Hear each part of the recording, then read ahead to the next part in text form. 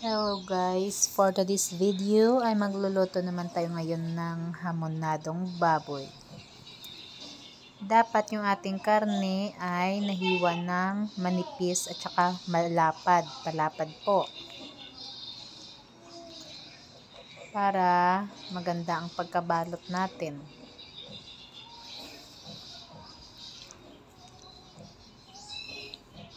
Yan, ibababad ko na lang po yan sa pineapple juice ng 2 araw. At lagyan ng paminta. Yung powder. Black pepper ata tawag doon. Yan.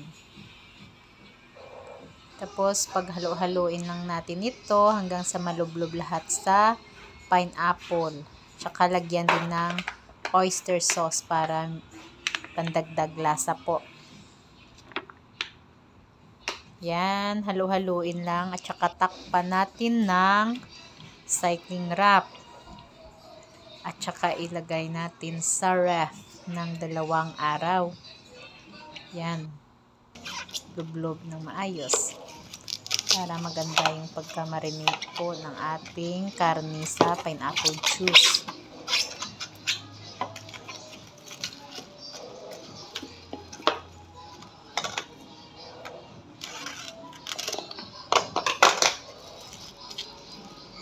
Lagay lang po natin ito sa freezer.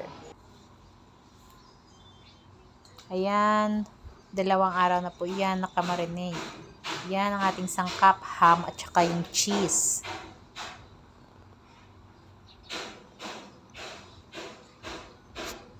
Yan, umpisahan na po natin ang pagbabalot nito.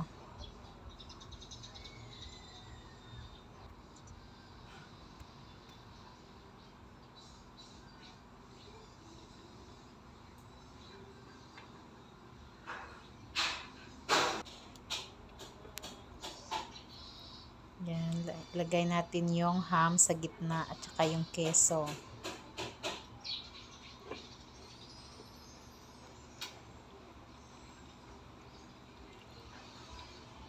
Yan, balot lang natin ng mahigpit.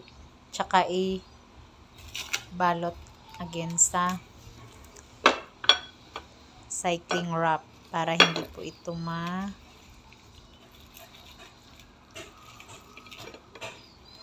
maghiwalay. Ayan.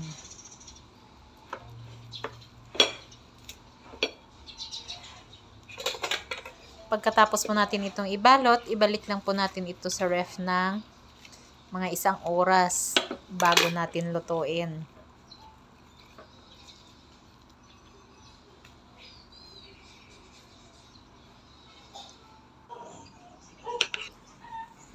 Yan guys. Tinanggal ko na sa cycling wrap at saka tinalian ko ulit ito ng sinulid na malaki para hindi magkahiwalay. Yan, prito lang po natin.